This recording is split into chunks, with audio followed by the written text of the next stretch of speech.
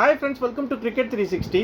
நம்ம சேனல்ல கொஞ்சம் இன்ட்ரெஸ்டிங்கா டிஃபரண்டான வீடியோ கான்செப்ட்ஸ் ஏதாவது ட்ரை பண்ணலாம்னு சொல்லி இந்த ட்ரை பண்ணியிருக்கேன். அது என்னன்னு கேட்டிங்கன்னா 90s 2000 late 90s early 2000 and even early 2010s இந்த மாதிரி பீரியடில் விளையாண்ட பிளேயர்ஸ் நிறைய பேர் வந்து அந்த டைமில் பார்த்துருக்கும் போது வந்து நிறைய ஃபேன்ஸுக்கு ஞாபகம் இருக்கும். இப்போ அந்த பிளேயர்ஸை வந்து நிறைய பேர் மறந்துருப்பாங்க, இல்லை ரெகக்னைஸ் பண்ணாமல் இருப்பாங்க.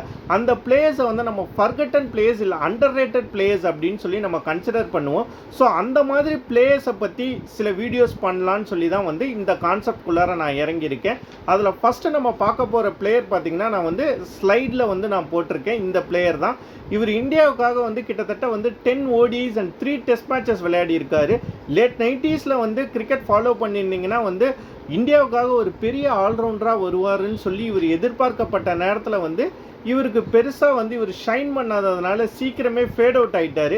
இந்த பிளேயரோட நேம் உங்களுக்கு தெரியும்னா கமெண்ட் செக்ஷனில் வந்து கமெண்ட் பண்ணுங்கள்.